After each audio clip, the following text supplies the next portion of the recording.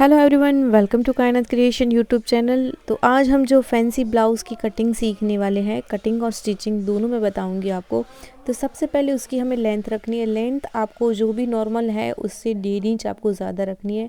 13 inch मुझे length चाहिए इसकी, तो मैं यहाँ पे 14.5 इंच पे मार्क करूँगी और यहाँ से सीधी लाइन ड्रॉ कर दूँगी। अब रखेंगे इसका आर्मोल, तो आर्मोल है वो मैं रखूँगी 6.25। यहाँ पे 6.25 पे मार्क करूँगी और यहाँ से इसका जो शोल्डर है 6.5 पे मार्क करूँगी और इस तरह से दोनों लाइन को मिला देंगे।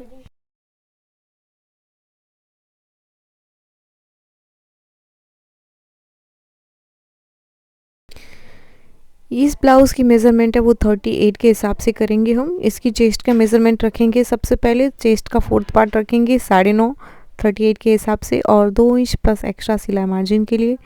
इसकी वेस्ट है वो है 32 का 4th part 8 plus 2 inch extra margin सिलाई के लिए रखेंगे और इस तरह से दोनों लाइन मिला देंगे। अब यहाँ से सबसे पहले आर्मोल की गोलाई दे देती हूँ। नेक की विड्थ है वो 3 इंच रखेंगे और इसकी नेक की जो लंबाई है, लेंथ है, चौड़ाई हम 3 इंच रखेंगे। लंबाई है वो 7 पौने 7 रखेंगे। आप अपने हिसाब से आपके अकॉर्डिंग जितनी रखनी हो रख सकते हो। यहाँ से भी 3 इंच पे मार्क करके इस तरह से बॉक्स बना देंगे। अब इसमें इस तरह से हम नेक का शेप दे देंगे। तो शेप मैं पहले पेन से दे रही हूँ, मार्कर से बाद में दूंगी।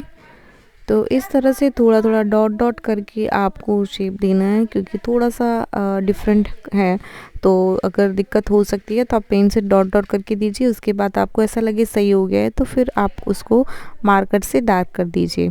अब हम बेल्ट की लंबाई रखेंगे 12 इंच। 12 इंच पे मैं यहाँ से मार्क करूँगी ऊपर से शोल्डर से। अगर आपके ब्लाउज़ की लंबाई ज़्यादा है तो आप 12.5 पे भी मार्क कर सकते हो। अब यहाँ से हम 1/2 इंच पे थोड़ा सा इस तरह से शेप दे देंगे। ये आपको देना ही है, इसको आप स्किप नहीं कर सकते हो। अब आपको डार्ट के लिए 3.5 इंच पे यहाँ से मार्क करना है। ऊपर से हमें टक्स पॉइंट पे मार्क करना है 9.5। आप अपने अकॉर्डिंग जो भी टक्स पॉइंट है उस पे मार्क कीजिए।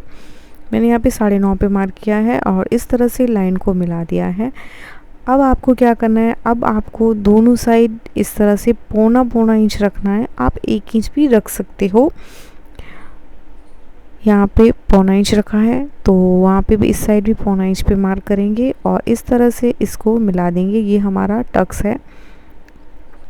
अब यहाँ से 3.5 रखा है तो यहाँ पे भी 3.5 इंच पे मार्क करेंगे और यहाँ से हमें 2.5 इंच पौने 3 इंच पे मार्क करना है और इस तरह से हल्का सा हमें जो भी मार्क किया हुआ है उसके अकॉर्डिंग हमें इस तरह से शेप दे देना है और यहाँ पे हम इस शेप को मिला देंगे। अगर आपका ये शेप एक बार में सही नहीं आता है तो आप दूसरी बार तीसरी बार भी इस तरह से ऊपर से सही कर सकते हो। तो इस तरह से मैंने शेप दे दिया है। अब आपको क्या करना है, अब आपको यहाँ से फ्रंट का जो आर्मोल है उसकी मार्किंग करनी है, इस तरह से फ्रंट के आर्मोल के लिए। उसके बाद हमें इस तरह से सीधी लाइन मिला देनी है नीचे वाली साइड और अब यहाँ पे जितना है वहाँ पे हमें थोड़ा सा मतलब 1.5 पौना 2 इंच जितना है तो वहाँ पे भी हमें इस तरह से बढ़ा देना है कमर की साइड, क्योंकि ये जो हमारा है वो टक्स में जाएगा।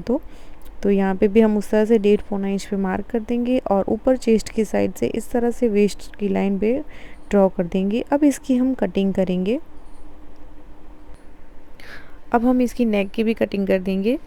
अगर आप कोई भी ब्लाउज़ बनाते हो तो सबसे पहले आप पेपर पे कटिंग करो, उसके बाद आपका जो भी मेन फैब्रिक है उस पे कटिंग करो, ताकि आपका जो मेज़रमेंट है उसकी जो फिटिंग है वो बहुत ही अच्छी आएगी। इसमें थोड़ा सा भी कम ज़्यादा इधर उधर नहीं होता है।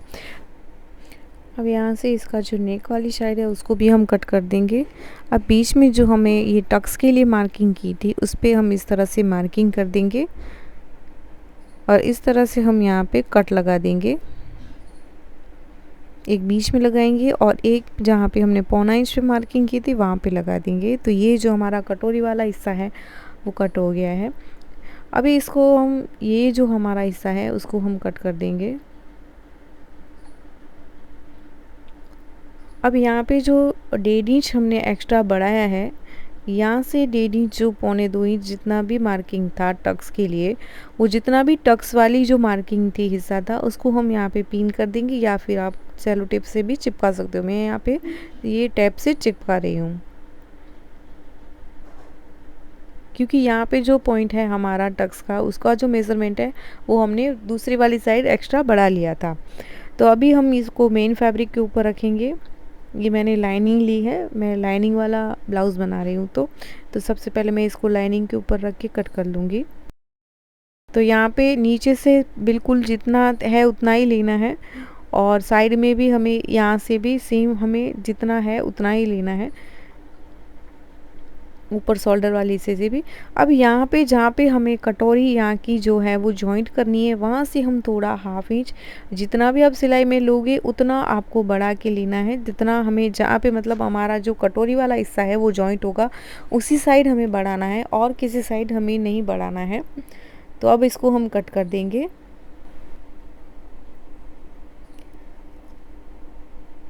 अब इस नेक को भी कट कर देंगे।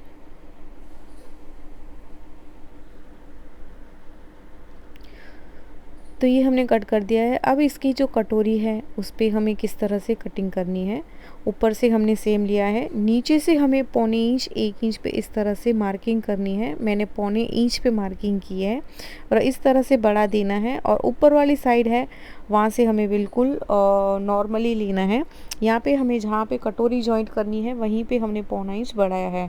अभी जो भी हमारा टक्स पॉइंट है उसको भी हम सेम वहाँ पे जो मार्किंग थी वो मार्किंग हम यहाँ पे कर देंगे इस तरह से। अब इसको हम कट कर देंगे।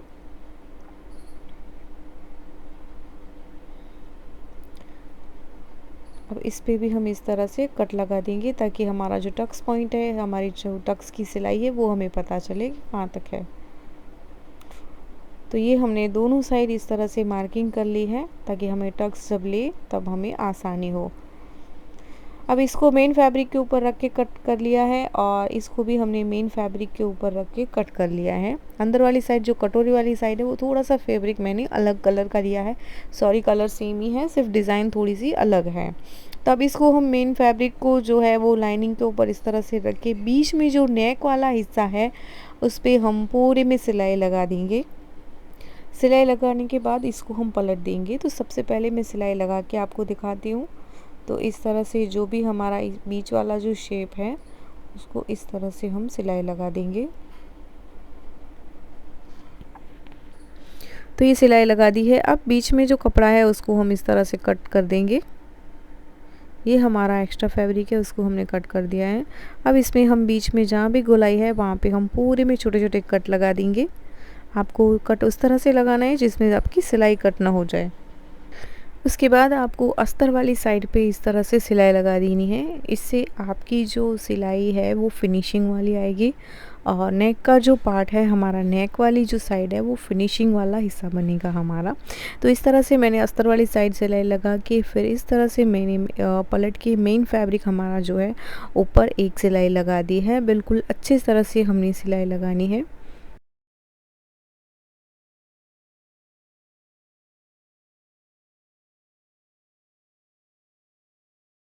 तो ये मेन सिलाई लगाने के बाद अब आपको इस तरह से अस्तर वाली सिलाई और मेन फैब्रिक वाली सिलाई हमें लगा देनी है।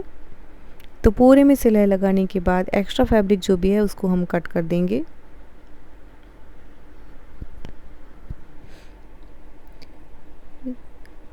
तो इसका जो ये वाला पार्ट है वो भी हमारा रेडी हो गया है। अब हमारा जो कटोरी वाली साइड है उसको हम रेडी करेंगे। ये कंप्लीट हो गया है।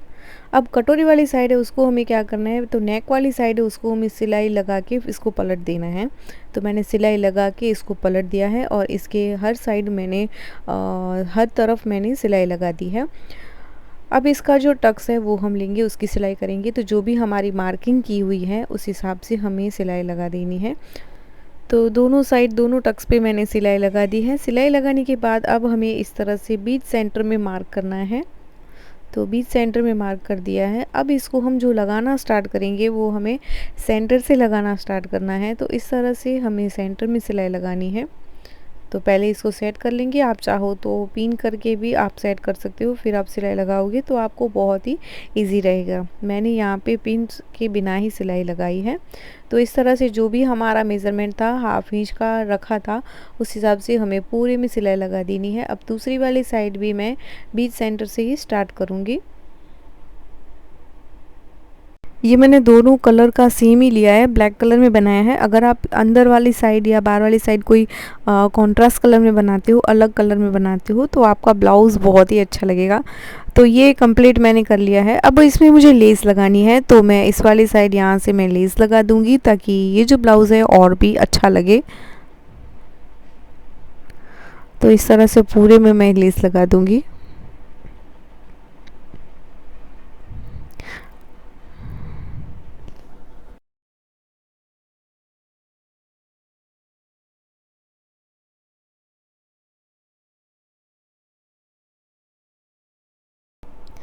अब इस पे दूसरी वाली साइड भी मैं सिलाई लगा दूँगी ताकि अच्छे से ये सेट हो जाए।